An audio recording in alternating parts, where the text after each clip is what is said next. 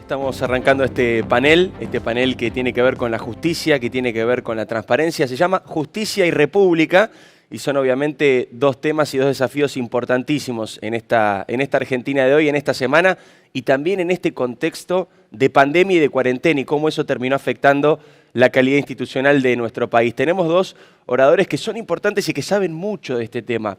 El primero es Alberto Garay, que está aquí con nosotros, está acá en el set que hemos dispuesto. Y él es abogado, es un abogado importante, trabaja en el estudio Carrió y Garay y es además profesor, de la universidad y nos va a poder explicar sencillo para que todos entendamos cuál es la profundidad de estos problemas y por qué es importante entenderlos de raíz, tal vez más allá de la coyuntura, para saber por qué, si de una vez por todas no resolvemos estos problemas, no salimos más de donde estamos. Y desde streaming en otro lugar, pero por supuesto con la tecnología que nos permite hacerlo el día de hoy, está Delia Ferreira Rubio. Delia es presidente de Transparencia Internacional. Me parece espectacular tener a Delia, si bien ella ha estado también el año pasado en el coloquio. Me parece que es súper interesante conversar con ella, escuchar cómo piensa. Prestemos la atención porque además tiene una manera tan calmada, tan cálida de contarnos las cosas en el lugar donde está, que es súper importante, que la verdad que va a valer la pena charlar con ambos. Simplemente, ahí la estamos viendo a Delia, aprovecho y la saludo. Simplemente decir algo para remarcar esto que planteamos recién, lo veníamos hablando con Alberto y con Delia antes de empezar a conversar con ustedes. Por supuesto podemos hablar de coyuntura, por supuesto es lo que hacemos prácticamente todos los días, o me ven haciendo esto todos los días, hablar de lo que pasa con la presión a la justicia o con la idea de un sector del gobierno de quitar del medio a algunos jueces que están investigando a la vicepresidenta de la Nación, pero me parece que más interesante que la coyuntura, ya que este es un espacio de reflexión anual, ya que este es un espacio para pensar los temas importantes de la Argentina en profundidad, justamente aprovechemos a estas dos personas para entender desde lo conceptual de qué estamos hablando cuando hablamos de república, de qué estamos hablando cuando hablamos de instituciones, porque a veces está la falsa creencia que el reclamo de mejor y más institucionalidad es un reclamo de algún sector específico de la sociedad o que es un reclamo que tiene una carga ideológica, pero en realidad el reclamo de institucionalidad y de justicia mejora a toda la sociedad en su conjunto y como siempre, cualquier falencia, cualquier debilidad, ya sea en el sistema educativo, en el sistema de seguridad o en el sistema de justicia también, por supuesto que influye más a los que menos tienen, porque son los que menos recursos tienen. Y es importante entender la relación entre buena calidad institucional y mejor vida de todos los días de cada uno de nosotros. Así que con esta pequeña introducción quiero darle la bienvenida a ambos. Les recuerdo que pueden hacer preguntas, yo tengo acá la tablet, la voy a ir leyendo a lo largo de la charla. A través de la plataforma pueden hacernos preguntas y nosotros las vamos a ir conversando. Alberto, bienvenido, buenos días, ¿cómo estás? ¿Qué tal, Diego? Buen día, muchas gracias por la invitación, gracias a IDEA de traerme a este panel con Delia y con vos y celebro la buena idea de reunir a tanta gente importante. Me encanta. ¿Te molesta si arrancamos con Delia? Me parece aprovechamos que correcto. Está ahí. Delia, bienvenida de nuevo. Gracias por estar. Nos encanta tenerte. Ahí te estamos viendo en pantalla. Si querés podemos empezar hablando un poco de esto, que sé que te apasiona, sé que te interesa y estabas con muchas ganas de abordar esto. La calidad institucional, la calidad de la justicia, ¿cómo repercute en una mejor calidad de vida de todos los ciudadanos? Hola, primero gracias a IDEA y es un gusto estar contigo y con Alberto siguiendo la conversación que estábamos teniendo.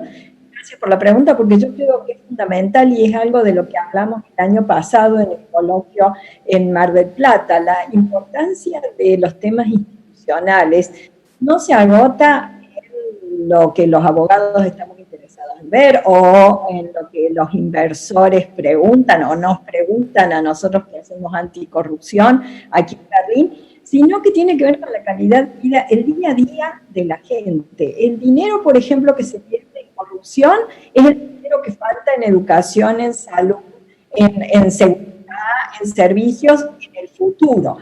La manipulación de las instituciones estatales o la falta de respeto del Estado de Derecho afecta los derechos y libertades de cada uno de nosotros todos los días. Y eso demuestra que este no es un tema para expertos, ni es un tema de derechas o de izquierdas, es un tema de todos. Aunque a veces hablar de todos, ya no sé si en Argentina significa todos o significa una parte, seguido las discusiones sobre eso. De todos los seres humanos, digamos. Por eso la conexión, y uno de los paneles anteriores hablaba de estos objetivos de desarrollo sustentable, o lo que se conoce como la Agenda 2030 de las Naciones Unidas, que todos los países han suscrito, y que tiene un objetivo específico sobre Estado de Derecho, justicia y anticorrupción, igual de importante que el objetivo que tiene que ver con la salud, la calidad del medio ambiente, etcétera, etcétera. O sea que estos temas nos afectan a todos, y todos somos parte de la solución también. Alberto, pensando un poco en esto que dice Delia y también entendiendo la magnitud que tienen sus palabras de transparencia internacional, lo que eso significa, la experiencia en la investigación de esto, te lo pregunto a vos desde lo laboral, desde el día a día y desde lo cotidiano. Argentina tiene un serio problema en general, pero ahora con la cuarentena muchísimo más, de restricción de libertades, de, qué sé yo, una sensación de avasallamiento permanente a lo que significa el Poder Judicial, la institución judicial, las decisiones que toma. Ni siquiera estamos seguros de si acá se acatan o no las decisiones de la Corte Suprema, que es algo que en otro país sería absolutamente inconcebible.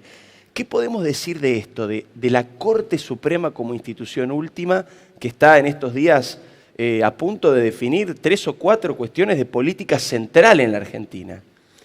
Sin independencia de los jueces, la libertad, la propiedad y la igualdad queda entre paréntesis. La independencia de la Corte, la independencia del Poder Judicial es central en un Estado de Derecho. Si no tenemos jueces independientes, nuestra libertad, nuestros negocios, el trabajo de la gente, todo queda a merced de los impulsos del poder. Esto genera una estabilidad en las decisiones judiciales, y sin estabilidad en las decisiones judiciales, sin respeto a toda la jurisprudencia, todo es de hoy, todo es contingente, todo puede cambiar. Claro. Con lo cual es muy difícil programar hacia el futuro. Esto se viene atropellando históricamente desde hace 70 años más o menos. 70 años. Hace 70 años que empieza con el juicio político a la Corte del 46, donde el gobierno justicialista hizo juicio político a 4 de los integrantes, los reemplazó con 4 personas que eran ideológicamente afines, y el quinto ya era ideológicamente afín porque había sido designado en la Revolución del 43.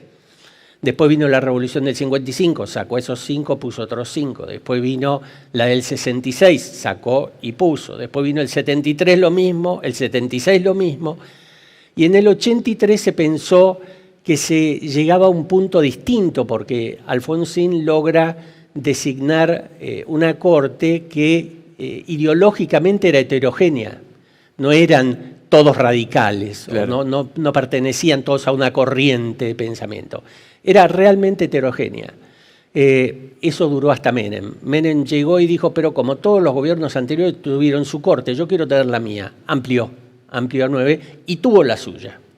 Y a partir, sobre todo, del menemismo, empieza un derrumbe institucional impresionante que yo pensé que iba a frenar cuando Kirchner establece el decreto 222 que claro. Hace un cambio importante en lo que hace a la designación de los jueces de la Corte. Se hace juicio político a algunos jueces de la Corte que son removidos, juicio político que algunos cuestionan, pero lo cierto es que se nombran nuevos integrantes de la Corte. Al final Kirchner logra tener también su Corte. Y volvemos ahora al tema de si ampliamos la Corte. Es decir, no es un tema de este gobierno, es una constante de la política argentina que no resiste estar... Ahora, el tema, Alberto, es la cantidad de miembros ¿O en realidad es la calidad de los miembros y la calidad del resto del contexto político argentino? Porque vos podés tener 5, 7, 9 jueces, pero si el contexto político y social es da lo mismo. Más miembros no es mejores miembros. Claro, claro. Y es más lento. Eso ya se probó en los 90, cuando eran 9. El trámite de los expedientes era 6 veces o 4 veces más lento de lo que era antes. Y además, ¿cómo voy a meterme yo a reformar la Corte sin antes preguntarle a la Corte qué problemas ve ella que hay en el funcionamiento suyo? Es decir, no, me parece impensable, no sé, Delia, creo que coincide, pero me parece impensable en un poder del Estado, como es la cabeza del Poder Judicial Federal, claro, que es la Corte, claro, no decirle a ella, decime vos qué problemas tenés. Como siempre en Argentina, metiéndonos en supuestas resoluciones de problemas sin hablar con el interlocutor, sin conversar con la persona. Quiero, Delia, que respondas a esto que planteaba Alberto, por supuesto. En un ratito hablamos de cómo se eligen los jueces en Argentina, ya que sos profesor, explícanos eso. Respondamos, Delia, lo que planteaba Alberto y también respondeme si es normal, como en la Argentina, en otros países, si es normal y es recomendable o transparente que la Corte Suprema sea el organismo que termina tomando decisiones políticas, si el dinero de la coparticipación va para un lado o para el otro, si hay o no que desalojar, si hay o no que mover a 3 jueces importantes. ¿Qué sentís con todo esto? Bueno, ahí, empezando por el final, lo que tenemos en Argentina es una politización de la justicia, no solo por responsabilidad de la dirigencia política, sino también por connivencia del Poder Judicial en muchísimos casos, que se presta a este juego, y además una judicialización de la política. Entonces muchas cuestiones se llevan a la Corte o a otros tribunales tratando de solucionar problemas que son de la política. Pero vos empezaste hablando bien de la crisis del COVID y lo que eso ha significado en las instituciones. Y hay algunas tendencias marcadas en el mundo que se aceleraron incluso con el COVID y que se han producido en Argentina. La concentración de poder en el poder ejecutivo, sea el presidente, sea el primer ministro del país, el avasallamiento en muchos casos del Congreso, la paralización de los organismos de control, la cuarentena de la justicia. Recordemos que en el principio de la cuarentena argentina el Poder Judicial estaba prácticamente paralizado, con lo que eso significa en cuanto a la protección de los derechos de las personas.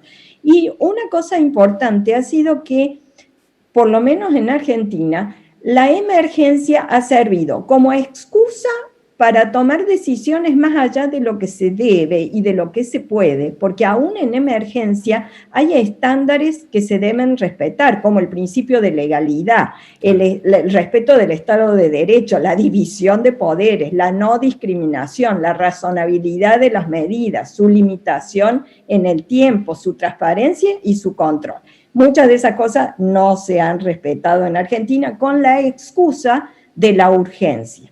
Pero en Argentina, y hay algunos otros casos en el mundo, la emergencia ha servido como pantalla para disimular otro tipo de decisiones que no hacían a la emergencia, que no hacen a la urgencia ni a la agenda del país, claro, sino que responden a intereses particulares de algunos políticos. La reforma judicial o la remoción de los jueces, por ejemplo. De la reforma judicial en Argentina, claro, de la famosa comisión Beraldi para reformar la Corte. Cambiar la Corte, supongamos que estuvieran los votos y se cambiara la Corte una vez más, no soluciona los problemas del Poder Judicial.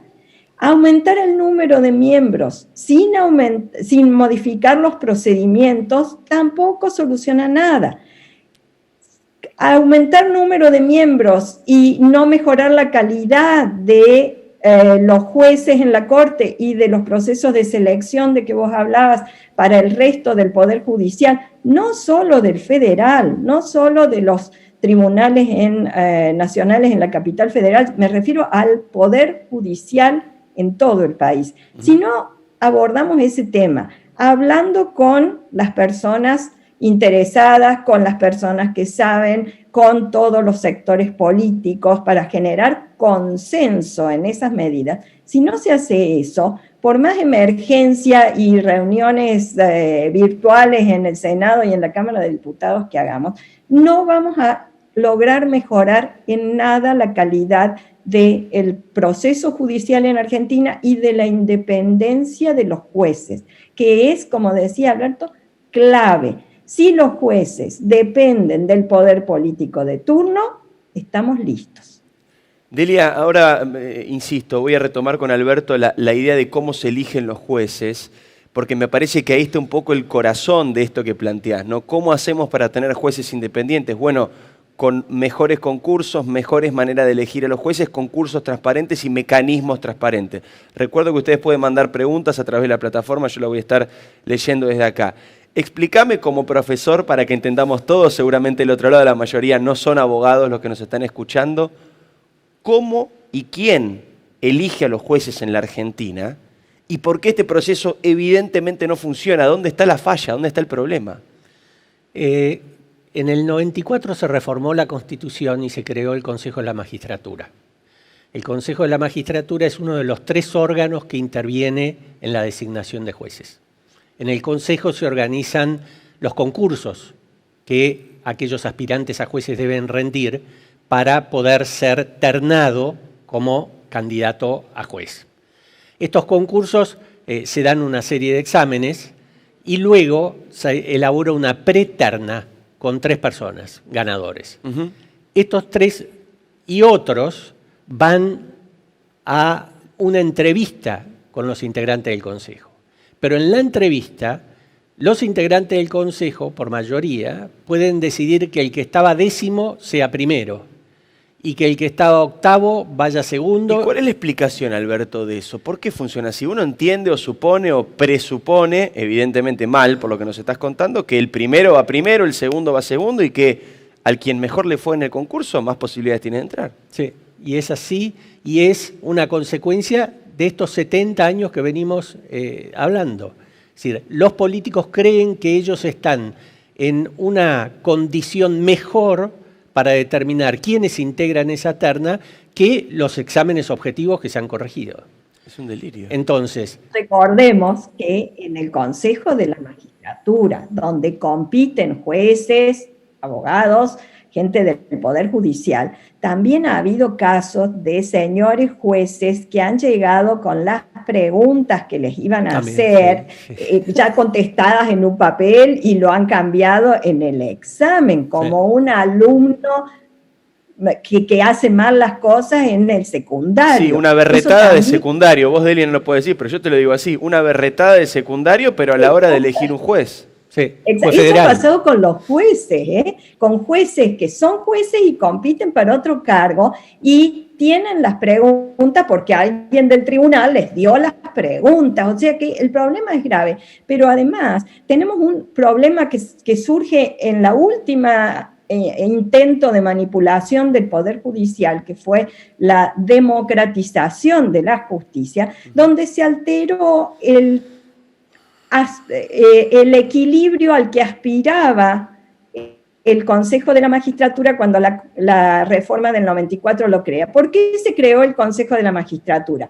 Para evitar la politización en la designación de los jueces, porque los jueces eran figuritas de cambio en el Senado. Se acordarán de Sadi, sí, claro, famoso por manejar esos procesos. Bueno, entonces en el 94 dijeron, no, vamos a poner un organismo con todos los sectores, los abogados, la academia, los jueces, para que, y los poderes públicos, para que haya un equilibrio y no sean politizadas la designación y la remoción de los jueces. ¿Qué hizo la reforma? Cambió el balance de los sectores en el Consejo de la Magistratura, con lo cual otra vez se politizó, entonces ahora tenemos politizado el Consejo de la Magistratura y el Poder Judicial.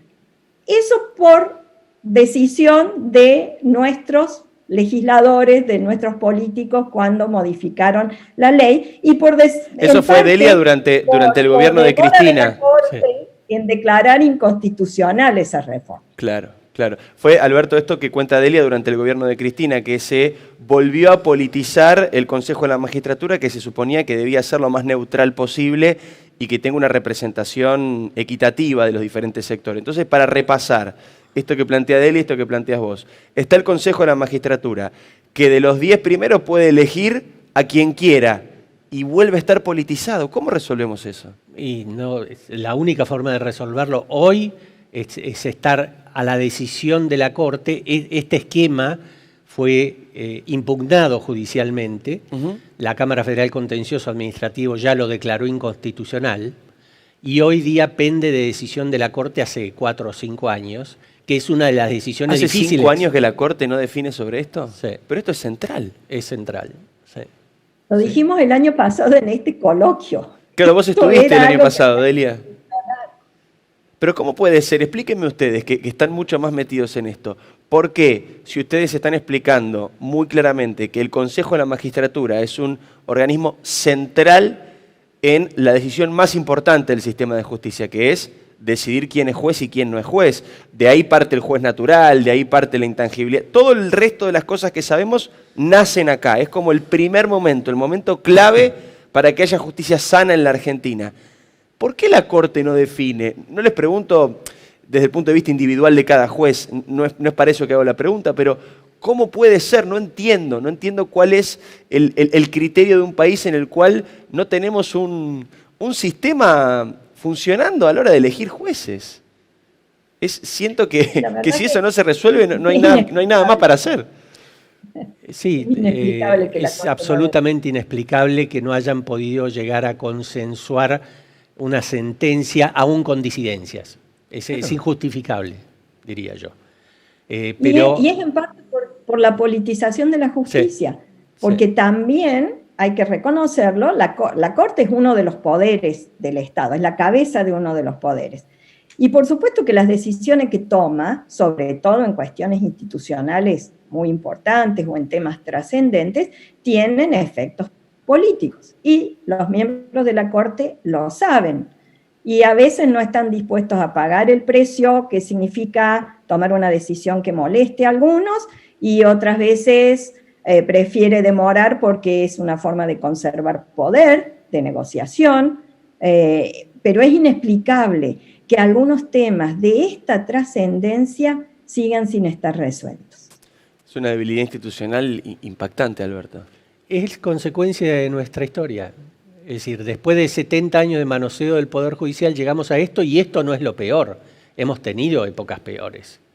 Entonces, ahora yo diría que estamos levantando vuelo hacia una consolidación de una Corte Suprema más independiente que en otras oportunidades, que por supuesto es mejorable, por supuesto tenemos mucho más para pedirle en el sentido de calidad institucional, pero es pura y exclusivamente consecuencia de toda nuestra historia de inestabilidad política anterior. Uno no puede pretender en un país que los jueces, todos los jueces del país, hasta el último juez de la última provincia más lejana, tiene el poder de declarar inconstitucional una ley.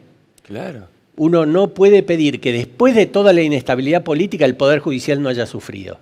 El Poder Judicial en parte es consecuencia de esa inestabilidad política, y lo que decía Delia, de la connivencia de algunos jueces, es porque, en definitiva, lo que se logra nombrar muchas veces es jueces que van a actuar en connivencia con el poder político.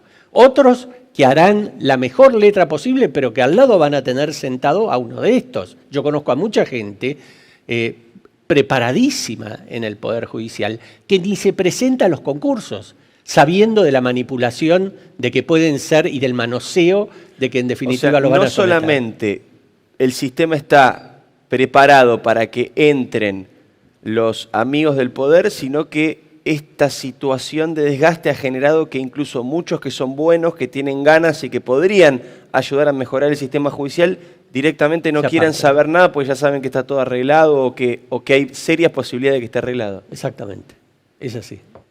Delia, ¿se te ocurre algún ejemplo internacional de un sistema similar al de Argentina que haya logrado sanear, que haya logrado mejorar, que haya logrado robustecer su calidad institucional?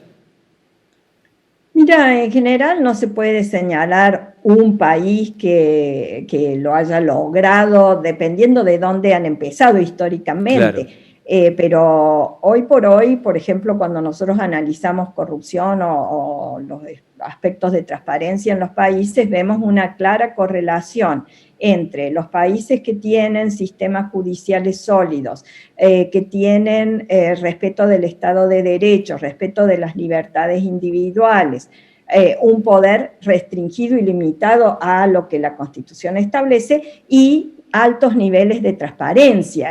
Van asociados la calidad de las instituciones judiciales y del Estado de Derecho con un funcionamiento y un buen gobierno en materia de transparencia, en materia de anticorrupción, de control del gasto público y demás. Hay una correlación y hay muchos países que tienen buenos sistemas y que rankean muy bien, por ejemplo, en nuestro índice de percepción de corrupción. Y no se trata de que los latinoamericanos tengamos un ADN de no respeto a la legalidad, porque yo siempre menciono que nuestros dos vecinos, Chile y Uruguay, por ejemplo, en materia de transparencia, rankean entre los mejores países del mundo y hablan nuestro mismo idioma, tienen el mismo origen histórico, somos vecinos, somos prácticamente hermanos, y sin embargo, en estas materias de respeto de la ley, de institucionalidad, de transparencia, nos llevan una ventaja notable. quiero meterme un segundito ahí, Delia, porque sos presidente de Transparencia Internacional y tengo ganas de preguntarte sobre los índices de transparencia en la Argentina. Imagino que no nos dan bien esos números, pero háblame desde lo cuantitativo y desde lo cualitativo también. ¿Por qué no nos dan bien? ¿Por qué la autopercepción de transparencia nos da tan mal? ¿Tiene que ver exclusivamente con la corrupción política? ¿O está también implícito esta especie de sensación de corrupción general que hay en la sociedad, ¿no? El que no paga los impuestos, el que coimea al policía, el que tapa la patente con un trapito. Hay como una cosa general, ¿no? Exactamente, hay una cultura que favorece o que tolera la corrupción, grande y pequeña, digamos. A veces los ciudadanos nos enojamos con la gran corrupción política, pero no nos damos cuenta que en la vida diaria también esa corrupción opera. En el último índice de Transparencia Internacional, que mide percepción de corrupción en el sector público de los países, Argentina está alrededor con 45 puntos sobre 100 posibles, ha mejorado un poco sobre su performance anterior,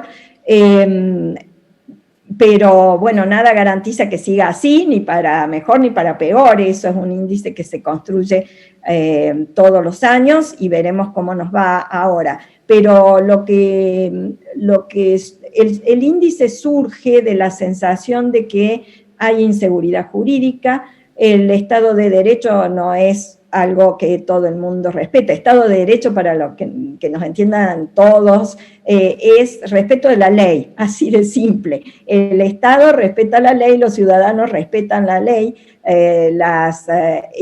los delitos o las conductas inapropiadas o violatorias de la ley tienen sus consecuencias. No hay impunidad, todas estas cuestiones se manifiestan en distintas esferas que después producen este tipo de percepción de que hay mucha corrupción o poca corrupción en el sector público de los países. Hay mucho para hacer. Yo siempre uso una fórmula rápida y sencilla para recomendar qué hacer en materia de transparencia o anticorrupción, que es la fórmula de las 4 I. A ver, lo que necesitamos es más información, más integridad, menos impunidad y menos indiferencia. Y si trabajamos en esos 4 caminos, nosotros vamos a mejorar la performance de Argentina en los índices de percepción de corrupción. Excelente, me encantó eso de las 4 I, te lo voy a robar, en algún momento lo voy a usar seguro. Alberto, ¿querés agregar algo? Y ahora hay preguntas de ustedes. Vos preguntabas recién cómo hacemos para salir de esto. El camino es la vuelta a la Constitución. Argentina venía en 1853-60 de una época de tremenda confrontación, guerra civil en todos los lugares donde uno puede imaginarse, y venía de un poder judicial muy débil, extremadamente débil. Los escritores de la época escribían pestes acerca de cómo funcionaba la justicia, y sin embargo, a partir de la vigencia de la Constitución se logra consolidar un poder judicial federal fuerte, respetable, que de entrada le puso los puntos sobre las íes a Mitre, que era el presidente, y le declaró inconstitucional 2 decretos en el tomo 1 de los fallos de la Corte, está en 1864. Con lo cual, no es que esto para nosotros arrancamos de cero, no, nosotros ya estuvimos con un poder judicial respetable. ¿Cómo se logró ese poder judicial respetable? Con autoridades que respetaron la Constitución. No hay mucho más que esto, hay que respetar la ley, como decía Delia, y la supremacía de la ley es eso. Los que tienen autoridad respetan la ley y los ciudadanos respetan la ley. Me encanta esto que decís, Alberto, porque me sirve para introducir la primera pregunta. Tengo acá los nombres también de la gente, no sé si digo los nombres de quién hizo la pregunta o no, eso no sé cómo ustedes prefieran. No sé si, por las dudas no, listo, perfecto. Porque está el nombre, la empresa, digo, a ver si todavía digo la pregunta y hago lío, ¿viste? Perjudico a alguien. No, por las dudas vamos a decir solamente la pregunta, porque la verdad que están llegando un montón y son todas muy interesantes. Decíamos esto, Delia, Alberto, fíjense qué simple, qué profundo y qué duro. Hay que respetar la Constitución, punto, ¿no? Tan simple como eso. Preguntan acá, ¿debería reformarse la Constitución? No. Por favor, no. No, a ver, ahí está. Yo pienso como ustedes, yo creo que con cumplir la que tenemos alcanza, pero explíquenme por qué el horror, Delia, a ver, ¿por qué esa reacción? La revolución sería que cumplamos la Constitución. Claro. Un acuerdo de todos en cumplir la Constitución que tenemos sería revolucionario en Argentina. No a abrir un proceso de reforma constitucional porque no sabemos qué se cuela en una reforma constitucional. Claro. Entonces, cumplamos la que tenemos, que no es la mejor constitución del mundo, pero si la cumpliéramos, Argentina sería distinta. Sí. Sí, parte de la cultura política argentina solo se trata de no respetar la ley. Lo que hay que modificar es esa parte de la cultura política argentina, porque podemos tener las mejores constituciones y leyes del mundo, y si seguimos teniendo estas prácticas políticas que de lo que se trata es de no respetar las leyes cuando a mí me toca respetarlas, siempre vamos a estar en un corsi y ricorsi del mismo tema. Alberto, acá hay una que es bien para vos porque tiene que ver con este grado de docente que estábamos charlando recién. ¿Cómo se conforma el Consejo de la Magistratura? ¿Cómo se conforma? ¿Y cuántos miembros de la política hay en este desbalanceo que ustedes nos explicaban?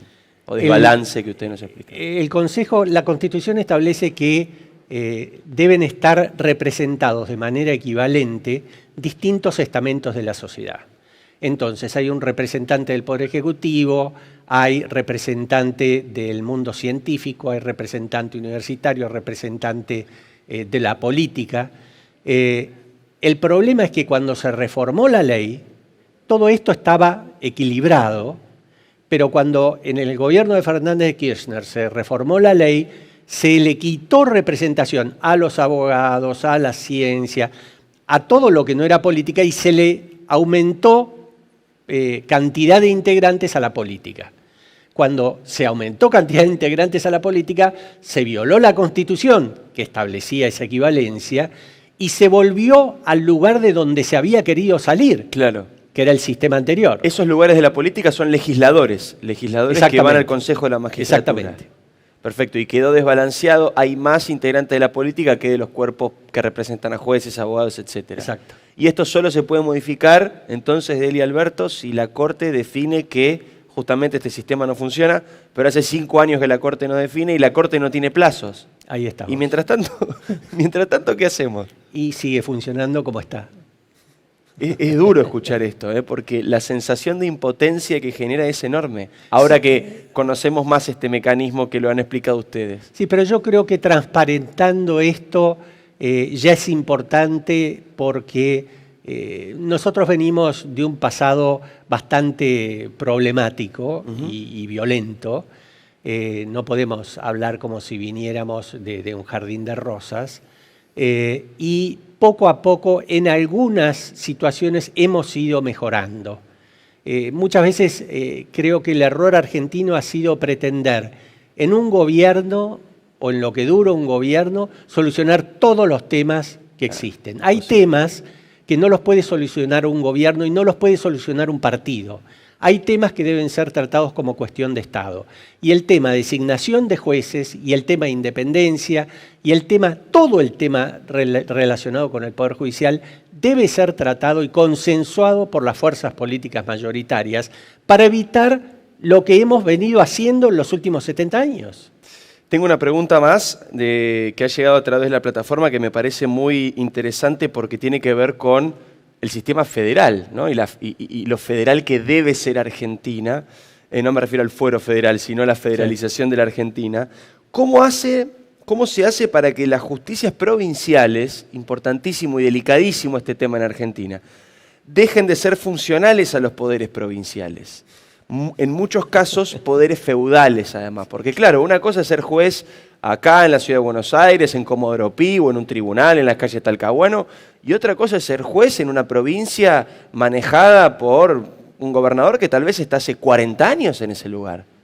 ¿Cómo hacemos, Delia, para ayudar a estos jueces? En las provincias se replica las falencias o la falta de independencia de los poderes judiciales provinciales, porque con consejos de la magistratura o con algún otro tipo de mecanismo o con la designación por el Senado o la legislatura de la respectiva provincia, también se politiza la designación de los jueces y esos jueces pierden independencia vis a vis el poder político de turno, permanezca 30 o 40 años en el poder, o sea, el que va cambiando con cada ciclo. Porque el problema acá es que nuestros políticos ya ni siquiera se comportan en este tema como adolescentes, se comportan como niñitos malcriados. Entonces, cuando están haciendo algo que no se debe, la madre le dice: no se debe hacer esto, estás violando la Constitución, estás llevándote por delante el Estado de Derecho, etcétera, etcétera. Y el político de turno dice: no, pero es que él lo hizo antes, él empezó. Y entonces, como él empezó, yo sigo, y esa claro. Es la historia que acaba de contar Alberto en muchos de nuestros temas. El tema es que necesitamos un liderazgo claro que asuma el poder de poner punto final a la politización de la justicia, aunque tenga muchas ganas de politizar a los jueces. Ahora, yo no veo ese liderazgo en Argentina. Alberto, ¿coincidís con esto? ¿Querés agregar? Coincido totalmente, y cuando hablamos de lo que hablábamos recién, de la justicia federal y del Congreso Nacional, en el Congreso Nacional no pasa sino lo que pasa en las provincias, porque está integrado en un 90% por gente de las provincias. Claro. Entonces, lo que vemos que se hace a nivel nacional viene pasando en las provincias, y lo dijo el senador Poggi el otro día en el Senado, cuando se debatía la ampliación de la justicia federal. Dice: y no se fijen tanto en lo que pasa en la justicia federal. En mi provincia, decía Poggi, que es puntano, no existe la independencia del Poder Judicial. Todos responden al poder. Claro. Y eso pasa en muchas provincias. Entonces, aquí solo se repite en grande lo que en las provincias pasa en chiquito, pasa en Santa Cruz, pasa en La Rioja cuando vino Gildo Infran, por ejemplo. Gildo Infran. Lo que es ser un juez en una provincia así, o veía el otro día en el banderazo gente que salió con la bandera en la provincia de Infran, y digo, eso es valentía, eso es ganas de defender ciertos valores. Nos han dado unos minutitos más, no sé si ustedes se han dado cuenta, cosa que agradecemos, evidentemente está interesando mucho lo que dicen. Quiero cerrar o empezar a cerrar con esta pregunta de quien sí puedo leer su autoría porque es un colega, es un periodista, es el señor Claudio Saboya. No sabía que se llamaba Claudio Martín Saboya, ahora me acabo de enterar. Es editor de Justicia y Política del diario Clarín. Y me parece que es interesante porque integra las materias de ustedes con justamente el espíritu del coloquio de idea en general, porque dice: ¿por dónde creen que deberíamos comenzar a reconstruir el prestigio de la justicia? Algo de esto hemos conversado, pero fíjate qué interesante. ¿Qué pueden hacer los empresarios o las empresas para colaborar con este proceso también, no? No sé si Delia quiere arrancar. Mira, yo creo que en las 4 I hay una que dice menos indiferencia. Esa se refiere a la ciudadanía, a los empresarios, a las organizaciones de la sociedad civil. Y yo creo que una primera cosa es estar dispuestos a recuperar el valor de la independencia del Poder Judicial y del Estado de Derecho y de la vigencia de la ley y del cumplimiento de la ley, aunque me perjudique personalmente. En nuestra sociedad, el consenso sobre lo que está bien y lo que está mal está roto. No es la primera sociedad en la que eso pasa, pero pareciera que, como Minguito decía, sé igual. O, para ir a nuestro himno nacional Cambalache, así es, da lo mismo todo. El alumno, el burro, el profesor, la Biblia, el calefón. Y si no revertimos eso, si no hacemos que Cambalache sea solo una pintura de época, vamos a seguir haciendo lo mismo y todos tenemos que trabajar para recuperar ese consenso, ese acuerdo en que hay ciertas cosas que vamos a respetar todos, aunque eso signifique algún sacrificio por parte de cada uno de nosotros en aras del bien común. Mejorar duele, coincido, mejorar duele, pero vale la pena. Como acá no da lo mismo, cerramos con el profesor Alberto. Mirá, yo creo que el título de este coloquio debe ser un título de las empresas. ¿Qué país queremos? ¿Qué país quieren las empresas? ¿Quieren un país con justicia dependiente o independiente? ¿Quieren un país con justicia independiente porque les conviene tener una justicia independiente, porque va a ser más previsible las respuestas de la justicia, porque va a ser más llevadero el organizar negocios y no estar dependiendo de cada decisión de cada juez en un momento determinado según quién esté influyendo en ese juez? Bueno, tienen que involucrarse, vuelvo a la I de Delia, tienen que involucrarse, tienen que preocuparse, tienen que interesarse a ellos y su empresa en el tema de la independencia del Poder Judicial, en las designaciones de los jueces y en cómo funciona el Poder Judicial. Y deben estar alertas a este tipo de injerencias del poder político y deben mover todos los recursos que puedan mover cuando adviertan esa injerencia para defender la independencia del Poder Judicial, porque defendiendo la independencia del Poder Judicial se defienden ellos y nos defendemos todos. Gracias, Alberto, muy claro todo lo que dijiste. Gracias. Y gracias, Delia, también importante tenerte y tenés una manera tan linda de explicar las cosas que da placer escucharte, así que muchísimas gracias. Gracias. Gracias a ustedes también que están ahí, ahora se quedan con Mario Pergolini y van a hablar de la nueva cooperación. Gracias.